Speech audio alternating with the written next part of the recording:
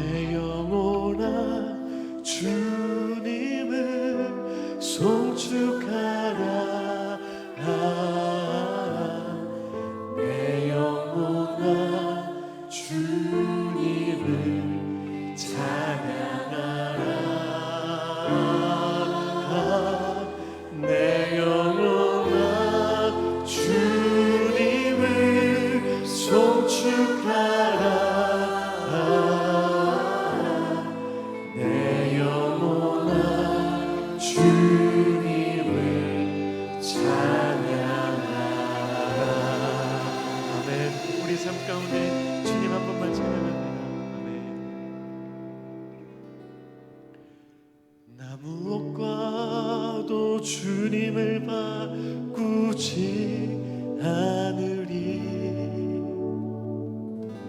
다른 어떤 은혜 구하지 않으리. 오직 주님만이 내 삶의 도움이시니 주의 얼굴 보기 원합니다. 다 같이 고백합시다. 나 무엇과도 주님을 바꾸지 않으리. 다른 어떤 은혜 구하지 않으리. 오직 주님만이 내 삶의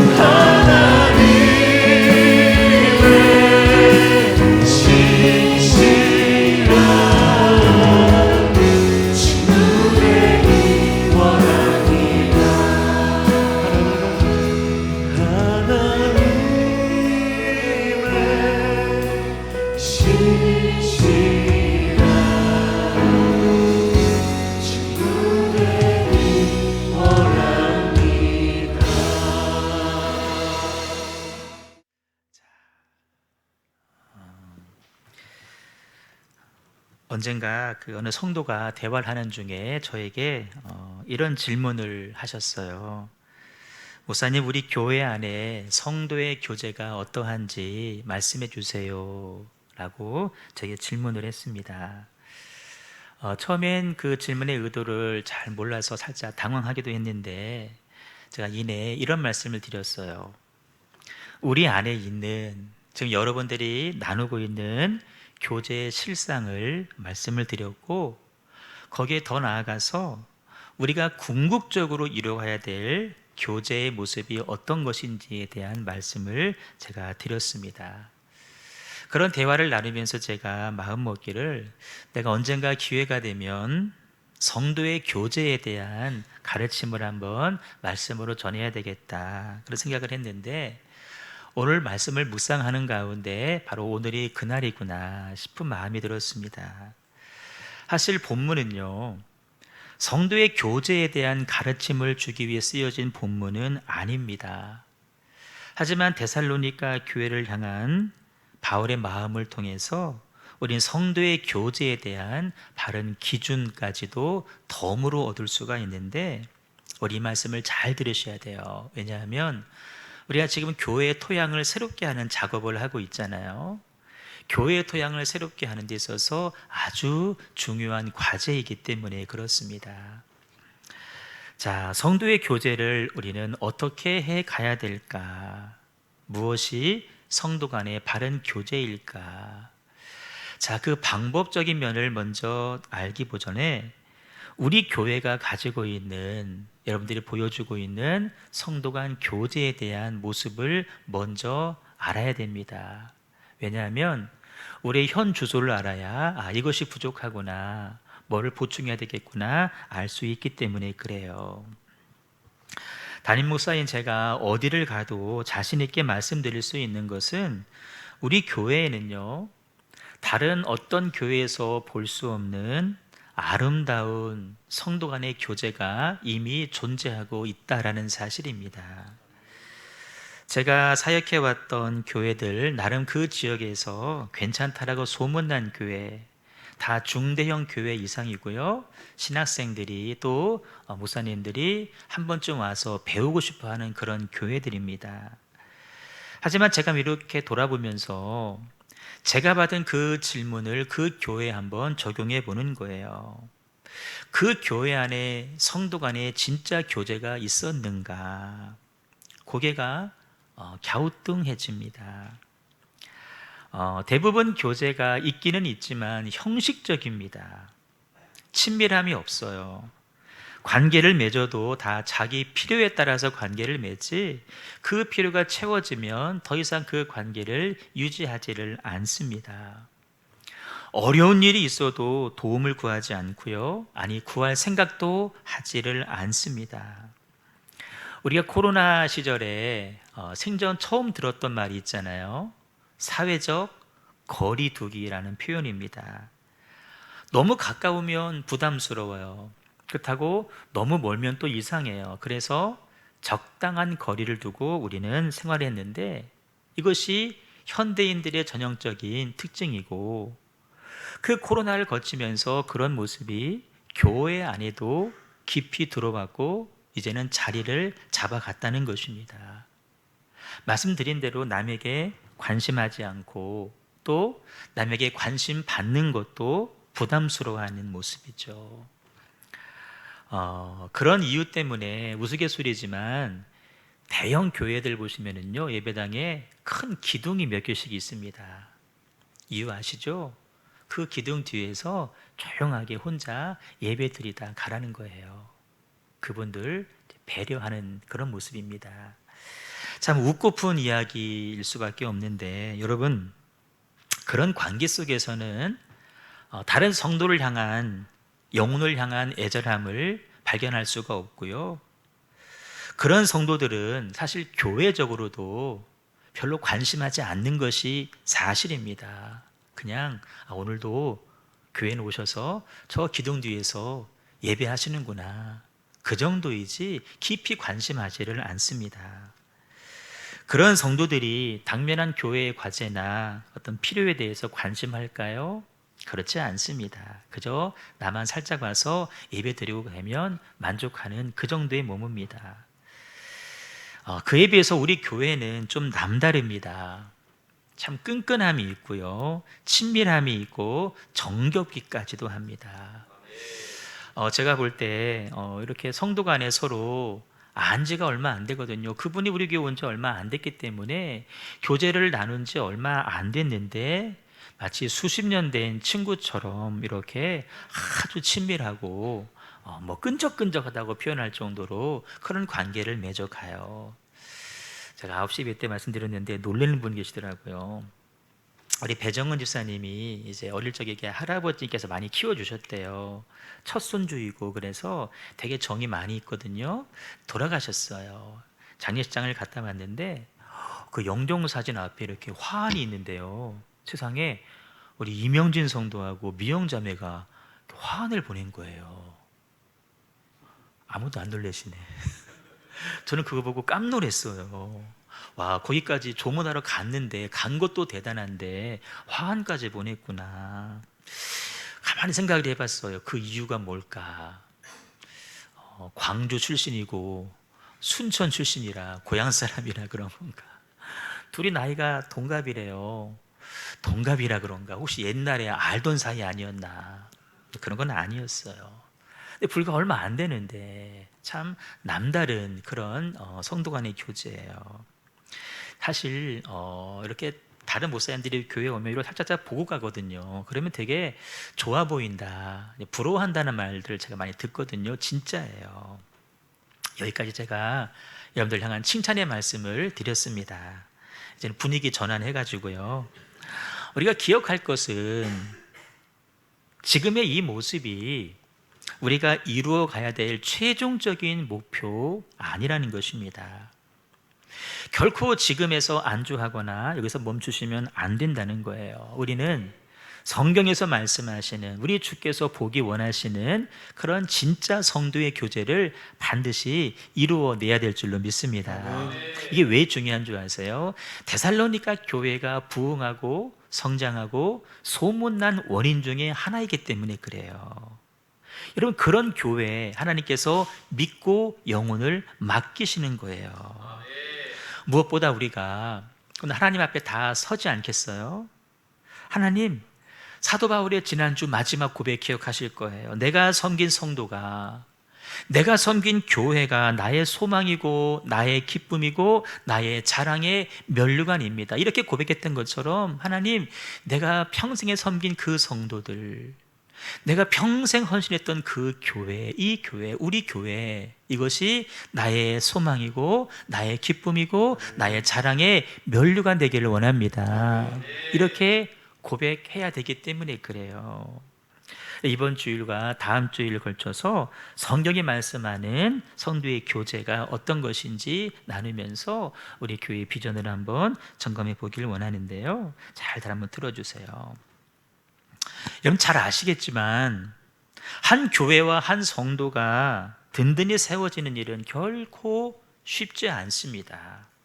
무슨 말이냐면요, 교회와 성도가 세워지는 데 있어서 사단의 공격, 사단의 방해가 그만큼 많고 거세고 또 거칠게 다가온다는 거예요. 그때 여러분, 그 사단의 공격과 방해를 이 앞에 있는 목사가 또 사모가 다 미리 알고 또 예견해주고 또 방어해주고 대신 싸워주면 얼마나 좋을까요? 여러분, 책임 회피가 아닙니다. 그 모든 일들을, 여러분들의 그 양육의 문제를, 여러분들의 삶에서 벌어지는 그 다양하고 복잡한 일들을 저희들이 다 감당할 수는 사실 없다라는 것입니다. 그렇게 하면 좋겠지만 현대 사회가 얼마나 복잡하고 얼마나 다양합니까? 나이 좀 있으신 분들은요, 너무 복잡해가지고 그냥 옛날로, 단순한 시절로 돌아가고 싶어요. 그렇잖아요. 롯데리아 가서, 맥도날드 가서요, 햄버거 하나 시켜 먹기도 참 어려워요. 뭐 넣을래 뺄래 추가할래 말래, 진짜 어려워요. 근데 여러분, 그런 모습이 여러분 교회도 예외가 아니에요. 교회 안에 있는 여러분들의 삶이요, 너무 복잡해요. 너무나 다양해요. 와, 얼마나 힘들까. 그런 마음이 들 정도예요. 나 혼자 해결할 수 없는 그 일들이 너무나 많이 산적해 있어요. 내 신앙, 내 믿음, 나 혼자 지켜가기가 어려운 시대가 되었어요. 그래서 성도는 여러분, 교회 안에서 이루어지는 이런 성도 간의 교제를 통해서, 목회자와의 교제를 통해서 소위 목회적인 돌봄을 받으셔야 됩니다. 그 관계를 통해서 삶의 문제와 아픔도 나눌 수 있어야 되고, 때로는 위로를 받기도 하고, 그런 일들을 계속 반복하면서 삶에 드리워진 수많은 문제들을 이겨낼 수 있는 힘도 거기에서 공급받아야 된다는 것입니다. 바로 이런 이유 때문에 여러분, 교회 안에 있는 성도 간의 교제가 중요해요. 제가 광고 시간마다 말씀드리잖아요. 식사하시고 셀별로 모여서 은혜를, 교제를 나누시라고 말씀드리는 거예요. 정말 우리 교회는 말씀드린 것처럼 다른 교회에서 볼 수 없는 귀한 모습 가지고 있지만 아직은 여러분 부족합니다. 이유가 뭔지 아세요? 우리 안에는 여전히 회개하지 못한 죄가 남아 있어요. 아직도 우리 안에는 타락한 죄성이 존재하고 있습니다. 여전히 욕심이 있잖아요. 탐심이 있잖아요. 여전히 남과 비교하고, 남과 경쟁하고 싶고, 그보다 앞서가고 싶고, 더 인정받고 싶고, 여전히 은혜가 아닌 세상적인 방법을 구할 때가 너무나 많이 있다라는 거예요. 전혀 새로운 공동체를 만들어 가기 위해서 여전히 매만져져야 될 부분들이 남아 있다라는 것입니다. 여러분, 그런 우리가 비록 성도이지만 교회 공동체 안에 모여 있다 보니까 때로 성도와 성도와의 관계가 살짝 미묘해지는 그런 모습들을 많이 봐요. 제가 살짝 듣거든요. 아, 좀 미묘해지는구나. 어떤 일들과는요, 그 미묘함의 문제를 해결하지 못해가지고 그렇게 세월만 지나가는 거예요. 그래서 이제는 더 이상 가까이 갈 수도 없고 다가오지도 못하는 그런 관계로 머물 때가 있다는 것입니다. 여러분, 이게 솔직한 우리들의 모습, 교회들의 모습 아닐까요? 부정할 수 없는 이 현실의 문제를 우리는 과연 어떻게 해결하면 좋을까요? 문제가 있으니까 아주 회피할까요? 이런 그 관계의 문제는 뭐 주로 소그룹 안에서 뭐 주방에서 식사하는 당번이나, 그러니까 아예 그 소그룹을, 팀을 없앨까요? 아닙니다. 여러분, 올바른 성도 간의 교제를 통하여서 그 문제를 극복해야 될 줄로 믿습니다.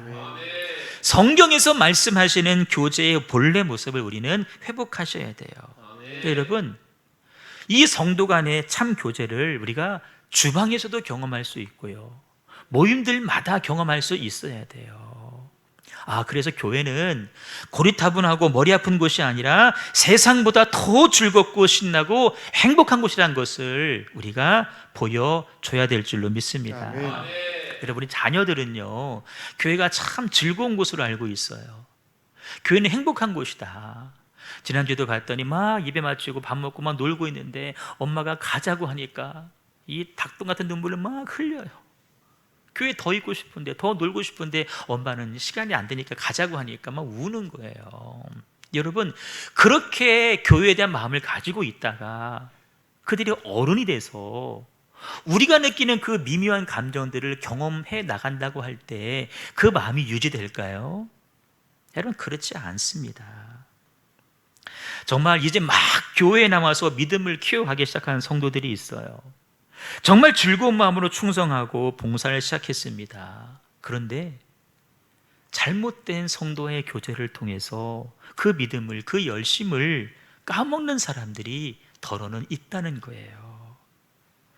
그런 원인을 제공한 사람들 누구일까요? 다 그보다 믿음의 선배에 앞서가신 분들입니다. 더 쉽게 말하면 직분자들일 거예요. 그런 분들에게 그렇게 하시면 안 됩니다. 왜 그러셨어요? 말할 수 있을까요? 말 못합니다. 왜 못하는 줄 아세요? 말을 해도요, 안 들어요. 또 다른 문제를 양산시킵니다. 그래서 말하지 않는 거예요. 아예 모른 척하고 내버려 두는 것이 여러분 교회들이 갖고 있는 아픔이에요. 그런가 하면 여러분 그 반대인 경우도 얼마나 많아요. 정말 철부지 아무것도 모르는 사람들이었거든요. 그런데 교회 나와서 예배를 드리면서 은혜를 받고 교제를 시작했어요. 그 교제 안에서 믿음이 자라나고 어느새 교회의 일꾼으로 성장하는 것을 바라보게 됩니다. 다른 사람을 돌보는 자가 돼요. 교회의 필요가 뭔지를 알고 교회를 염려하는 사람으로 바뀌어지는 거예요. 여러분, 그런 사람이 몇 명만 교회에 있으면, 그런 성도가 있으면 교회 안에 얼마나 기쁨이 충만한지 아십니까? 그런 사람을 바라보는 목회자는 한없이 기쁘고요, 그런 사람을 바라보는 일반 성도들조차도요 함께 기뻐해요. 이런 얘기를 들었어요. 교회 안에 목사님, 직분자들 말고 성도님들의 수가 늘어나는 것이 참 좋다라는 얘기를 저에게 했어요. 저와 동일한 마음이에요. 여러분 그렇잖아요. 직분자들이 교회에 색깔적으로 오시면 물론 반가워요. 큰일 해낼 수 있어요. 하지만 여러분 이해하고 들으세요. 조금 지나면요 옛날에 했던 방식들을 자꾸 말하기 시작해요. 그걸 꺼내요. 이걸 해내려고 해요. 이걸 주장해요. 여러분 가만 생각해 보세요. 그 해왔던 방식 가지고 해가지고 문제가 생겼잖아요 그때. 근데 왜 그 방식을 여기서 또 끄집어낼까요? 이게 우리들의 아픔이에요. 물론 우리 교회는 여러분 그런 얘기 듣지도 않고 반영하지도 않습니다. 한때는 좀 했었거든요. 해봤더니 안 돼요. 안 해요. 여러분 다 느끼는 감정이에요. 성도가 많아지면 참 기쁘구나. 그런 의미에서 제가 오늘 9시에 예배 드리신 우리 차미영 성도 제가 아주 엄청나게 칭찬해 줬어요. 그분은 저의 기쁨이고 우리 교회의 기쁨이라고 막 자랑해 주고요, 다 9시 예배 드리는 사람이 박수까지 해줬어요. 우리 11시 예배 드리신 분들 가운데에도 우리 예배 때마다 나오잖아. 우리 이명진, 정미영, 저기 김재희, 또 김무송, 이무송이 아니라 김무송. 여러분 계셔서 정말 기뻐요. 저분들이 교회에 와서 막 청소를 하고 가는 모습을 보더니 장로님이 그러시더라고. 성도님들이 저렇게 청소하는 걸 보니까 참 귀하다는 얘기를 하시는 걸 봤어요. 그때 이렇게 화분 새로 심으시면서. 여러분 다 마찬가지예요. 똑같은 마음이에요. 너 땜시 산다란 말 아시죠? 너 때문에 산다. 여러분 때문에 산다. 우리 그 전에 저분들 오시기 전에 우리 홍은선 집사님 우리 교회에 성도로서 처음 왔어요. 그 전에 한번 다른 게 몇 번 가본 것 같긴 한데 신앙을 제대로 배운 건 처음인데요. 교회가 한때 어려운 시절이 있었거든요. 저분이 그런 얘기를 했어요. 요 빈자리를, 그 사람이 교회를 떠남으로 해서 생긴 그 빈자리를 우리가 채우자라는 얘기를 했어요. 여러분 성도가 지금 귀하게 잘하고 있잖아요. 내가 다 기억하고 있죠. 다 기억해. 근데 그 옷 안 입고 왔어? 사준 거? 입고 다음 주 꼭 입고 와. 다음 주 입고 와. 그래서 신앙이 잘하잖아요. 그러니까 여러분 얼마큼 잘하는지 늘 얘기했잖아요. 막 뚝배기를 막 뜨거운 걸로 부어도 막 그 사람 용서하고, 그 상태로 여러분 교회 사역 멈추지 않았어요. 그대로 계속해요. 계속하는 거예요. 여러분 이게 여러분 어찌 이 목사 한 사람의 가르침으로 가능하겠어요? 절대 그렇지 않아요. 여러분 성도가 한 교회에 듬직한 일꾼으로 세워지는 원리는 이래요. 첫째는 뭐니 해도 목사의 설교를 듣고 은혜를 받으셔야 돼요. 이게 동기부여거든요. 근데 거기서 그치면 안 되고요, 구체적인 디테일한 걸 배워야 되는데 저한테 배울 수는 어려워요. 왜냐하면 성도들이 늘 저와 함께 할 수는 없어요. 물론 제가 최대한 가까이 다가가려고 애를 많이 쓰지만 여러분 그래도 직분자들보다는 저와 함께하는 시간들이 적을 수밖에 없잖아요. 누구에게 배워요? 함께 예배하는, 함께 신앙생활하는 여러분들한테 배우는 거예요. 누누이 제가 강조하기를 본받고, 예수님을 본받고 나보다 한 걸음 뒤에 있는 사람의 본이 되는 성도가 되어라. 여러분, 신앙생활 오래 한 사람 본 되려고 하지 마시고요, 나보다 한 걸음 뒤에 있는 사람의 본이 되려고 애를 쓰는 거예요. 그러면 그 사람은 나를 보고 배우는 거예요. 그럼 나도 성장하고 그이도 성장하는 거고, 그런 우리가 모인 교회 공동체가 성장을 하는 것입니다. 성경에 보시면 한 사람이 세워지는 원리를 배우게 되는데, 여러분 예수님 보세요. 예수님께서 집중하신 대상은 무리, 군중이 아니라 한 개인입니다. 물론 오병이어처럼 5,000명, 7,000명을 상대하기도 하셨지만, 여러분 예수님은 얼른 그 자리를 떠나셨어요. 5,000명, 4,000명이네, 그렇죠? 말 잘못했네. 수정할게요. 내가 수정하지 않으면 이 사람이 뭐라고 해요? 그 4,000명이지 그걸 7,000명이라고 얘기하냐고. 난 순간 머리로 7병리요 그래가지고. 여러분, 그 많은 무리와 있다가도 주님은 얼른 그 자리를 떠나셨어요. 삭개오를 만날 때도 여러분 군중 가운데서 삭개오를 만났어요. 하지만 삭개오야, 내려와, 니네 집에 가자. 삭개오와 1대1로 만나셨어요. 만나서 뭐 하시는 거예요? 말씀을 주시는 거예요. 내가 너를 얼마나 사랑하는지를 보여주시는 거예요. 하나님 나라를 그에게 보여주시는 거예요. 무리가 아니에요. 군중이 아니에요. 소수예요.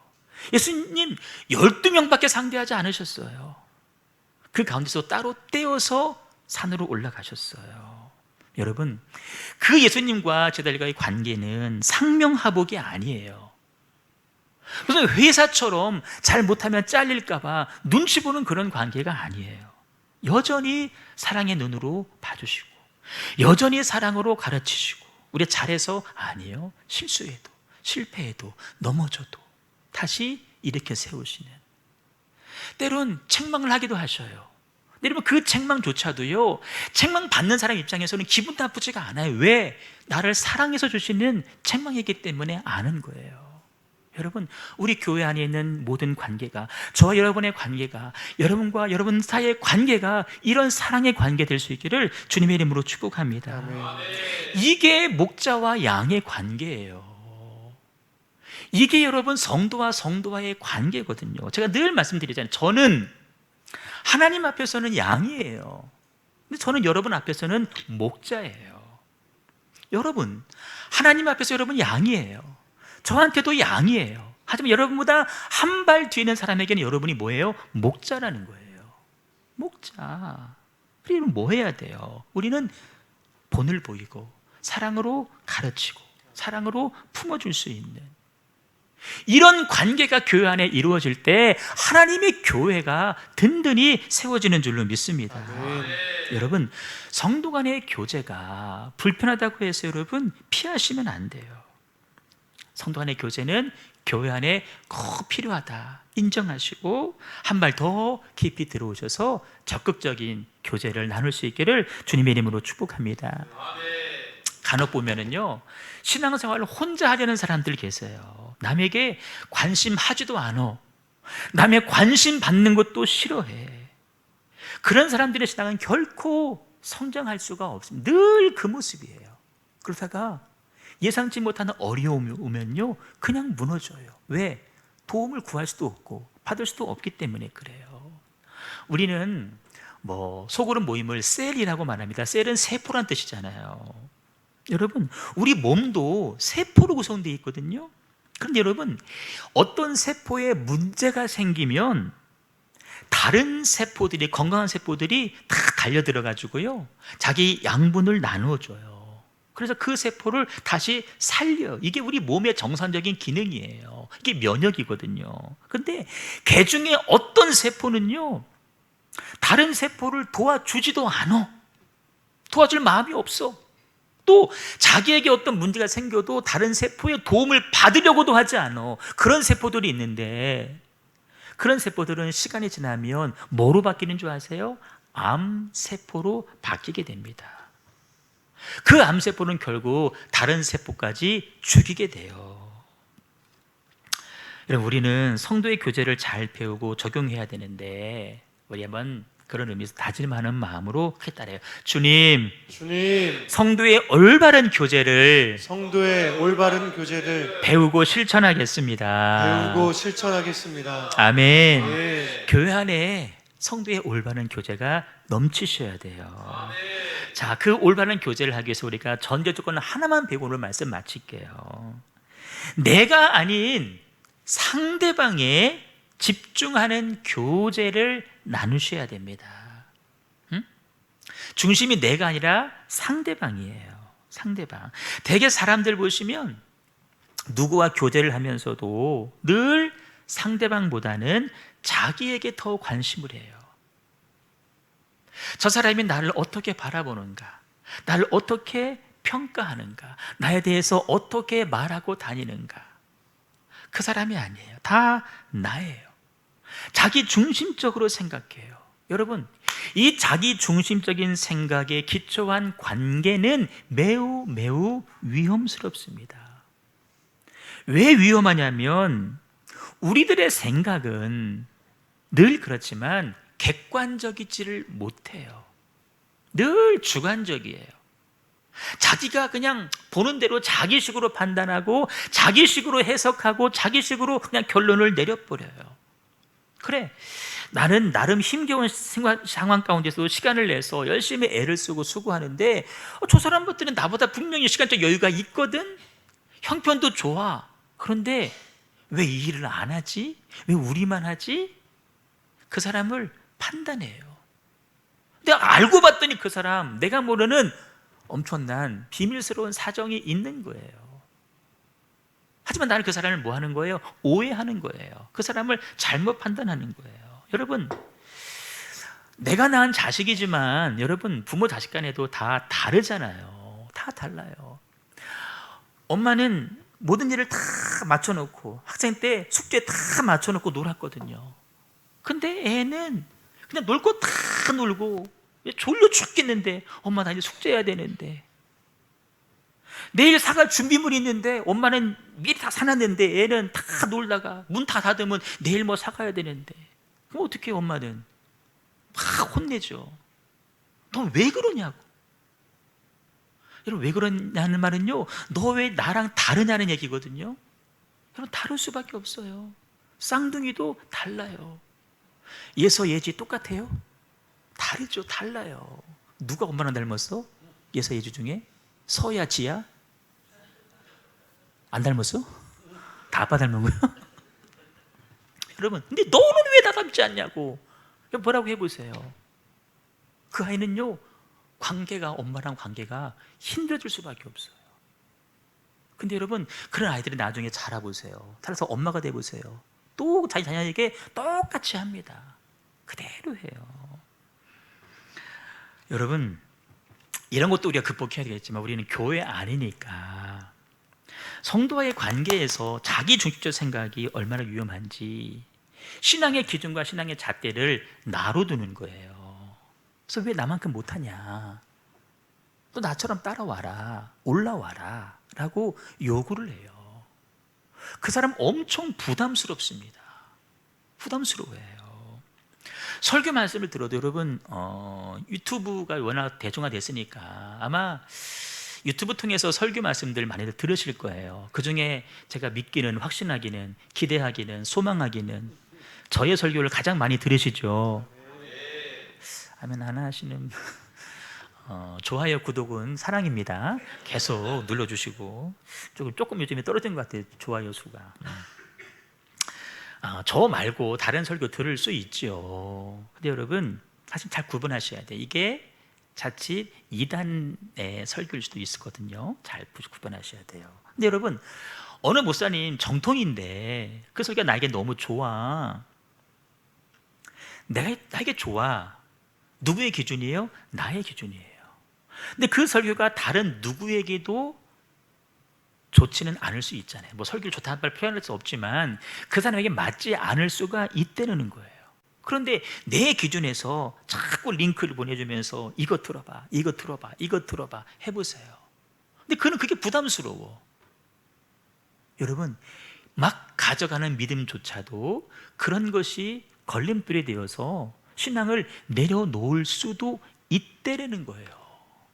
신앙생활은 여러분 영적인 것이기 때문에 너무나 복잡하고 너무나 예민하고 너무나 다양해요. 정말 아무것도 아닌 일 가지고 시험 들어서 신앙을 포기한 사람들이 너무나 많이 있다는 거예요. 영적이기 때문에 그래요. 그래서 여러분 함부로 접근하시면 안 되는 거예요. 제가 지난주 그랬죠. 내 아내, 내 자녀 아니면 머리에 손 얹지 말라 그랬잖아요. 여러분 예민한 거예요. 중요한 부분이에요. 왜냐하면 그 사람은 아직 그 말씀을 소화할 능력이 영적인 수준에 올라오지 않았기 때문에 그래요. 여러분, 내가 좋다고 자꾸 들으라고 하는 것이 그 사람의 영혼을 사랑하는 것이 아닙니다. 도리어 병들게 할 수도 있다는 거예요. 여러분, 자녀를 길렀는데 막 나서 엄마 젖을 먹이잖아요. 몇 개월 먹이고 나면은 이제 이유식을 하잖아요. 곡식을 갈아가지고 죽처럼 먹이잖아요. 그거 끝나면 이제 밥으로 가야 되는데 또 그 앞에는 또 조그만하게 밥알, 2알, 3알 입에 넣어주잖아요. 이렇게 오물오물 삼키다 그냥 뭐 삼키는 거죠. 씹다가 씹지도 못하고 그러고 나서 밥을 떠서 먹이는 거예요. 여러분 과정이 있고 단계가 있는 거예요.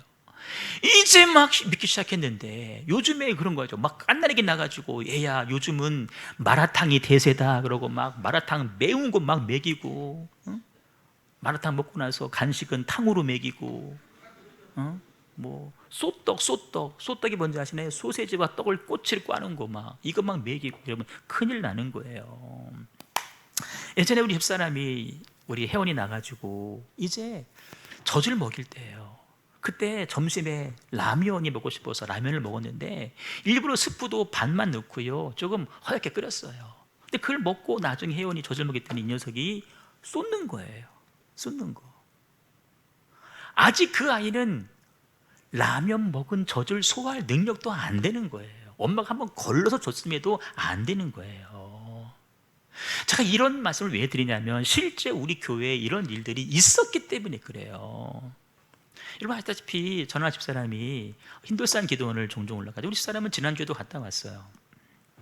윤석정 목사님의 말씀 정말 그분은 그 말씀 그대로 사시는 분입니다. 어떤 분들은 뭐 율법주의냐 이러면 그분 율법주의자 아닙니다. 그분 율법을 지키시는 분이시지 율법주의자가 아니에요.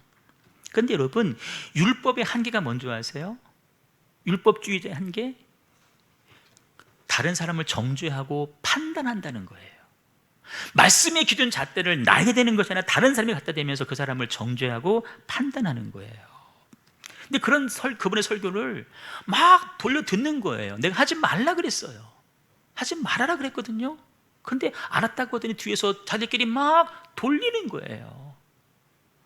어떤 일이 벌어진 줄 아세요? 그들이 그대로 다 살지도 못하면서 들은 거는 있어가지고 그 기준으로 다른 사람들 막 정죄하고 판단하는 거예요. 나중에는요 돌려들은 자기들끼리 서로를 정죄하고 판단하더라고요. 지금 우리 교회 안 계셔요.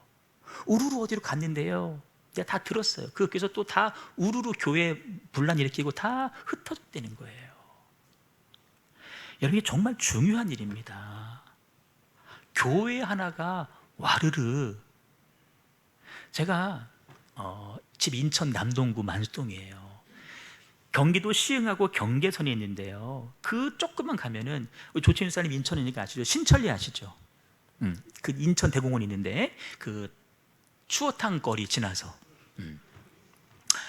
거기에 신천교회라고 있어요. 신천감리교회. 그분이 그때 목사님 누구냐면은 여러분은 김홍도, 김선도, 김국도 아시죠? 또 있어요. 김건도라고.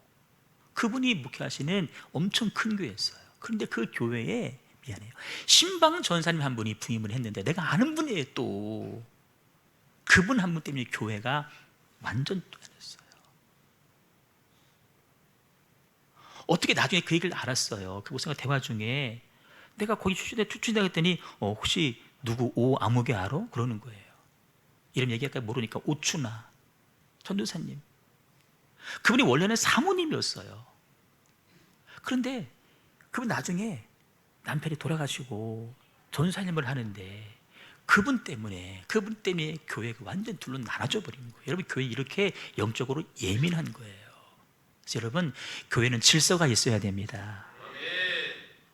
이 셀 안에서, 소그룹 안에서 이 교제의 질서를 잘 지키면 교회가 성장하고 건강해질 수 있지만, 그렇지 않으면 자칫 큰 시험이 될 수도 있다라는 거예요. 다시 돌아와서 여러분, 중심은 나 중심이 아니라 상대방 중심입니다. 상대방을 진정으로 생각하고 이해하려고 노력하세요. 오늘 바울 한번 볼게요.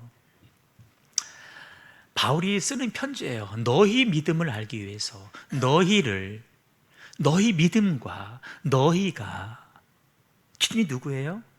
관심사가 어디예요? 다 너희예요. 너희 믿음, 너희 사랑, 너희 신앙. 바울이 내 믿음 아니에요, 내 형편 아니에요, 야 니들 나만큼 올라와야 돼, 그렇게 말씀하지 않아요. 관심의 대상은 상대방이에요, 내가 아니에요.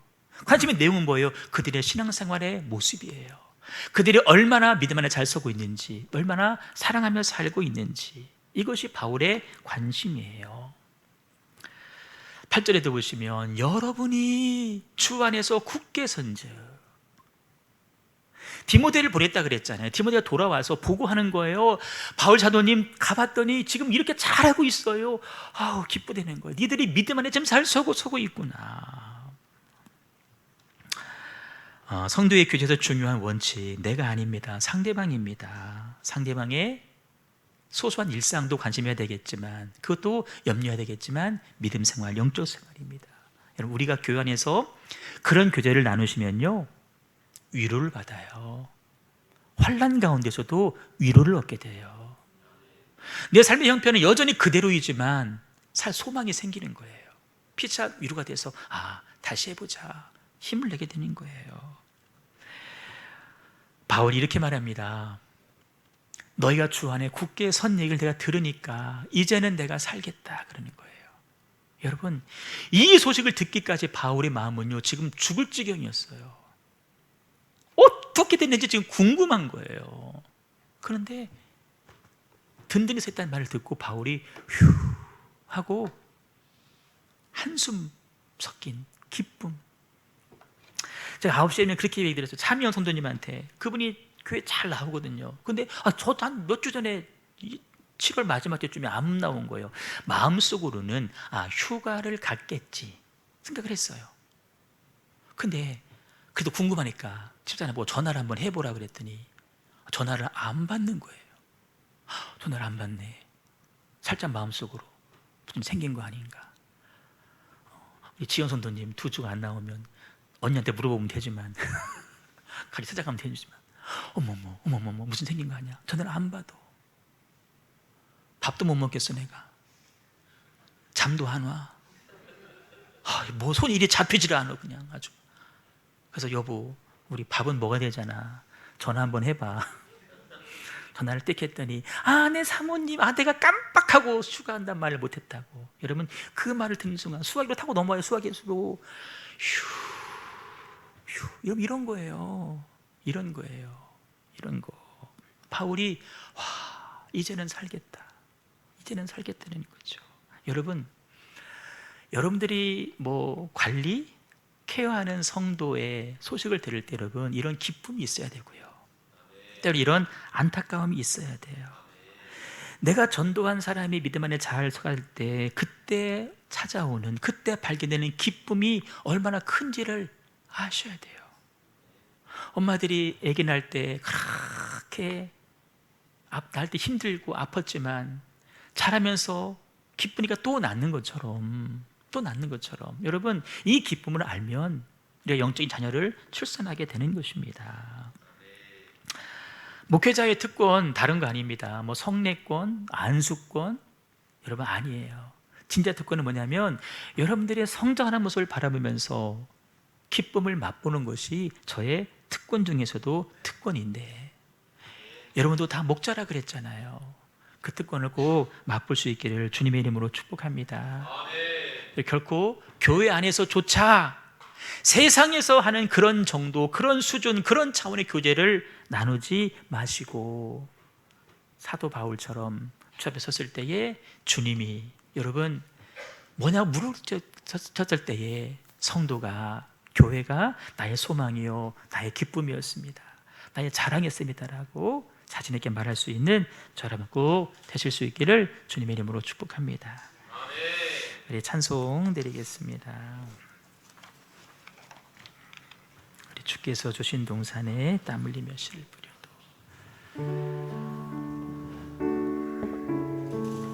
여러분, 우리가 서 있는 곳이 땅끝이거든요.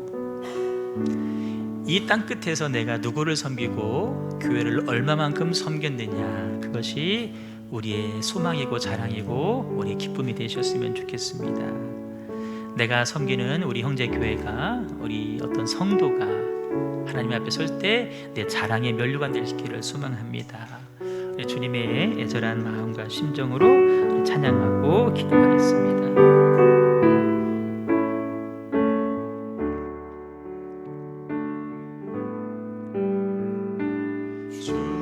주께서 주신 동산에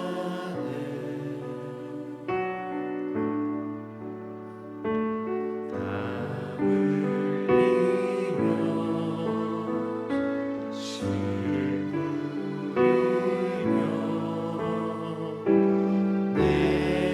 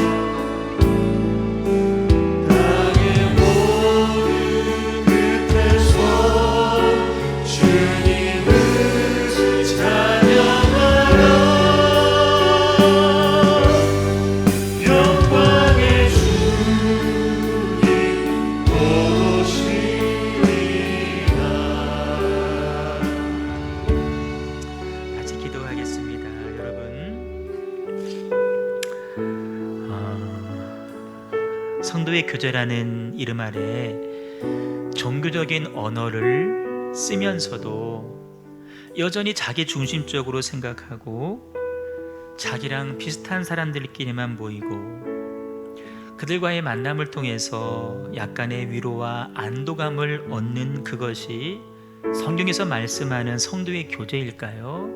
그렇지 않습니다. 자기 시각에 근거한 정말 단편적이고 왜곡된 지식으로 다른 사람들을 판단하고 자기와 맞는 사람들끼리만 이루어지는 관계를 꼭 교회에서도 해야 될까요? 그럴 수 없습니다.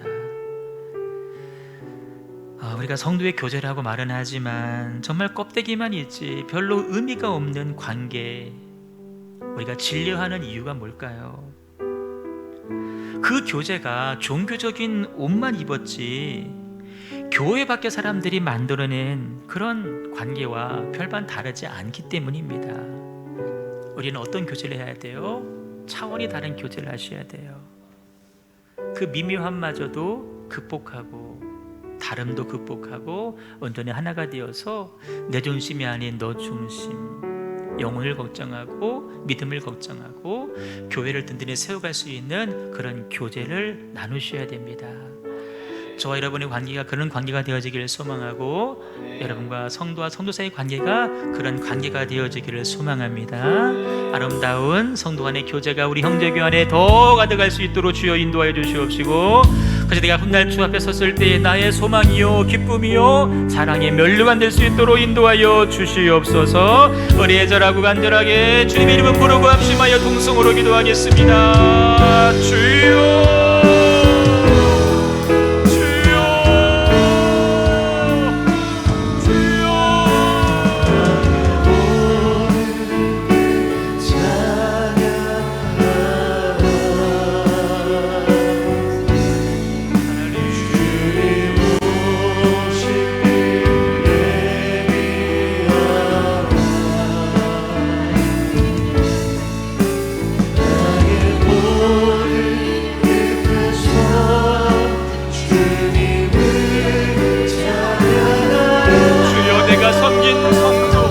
내가 섬긴 교회가 하나님 주 앞에 자랑이 되게 하시고 기쁨이 되게 하시고 영광이 되게 하시고 면류관 되게 하여 주시옵소서. 하나님 성도의 영혼을 살피는 데가 되게 하여 주시옵소서.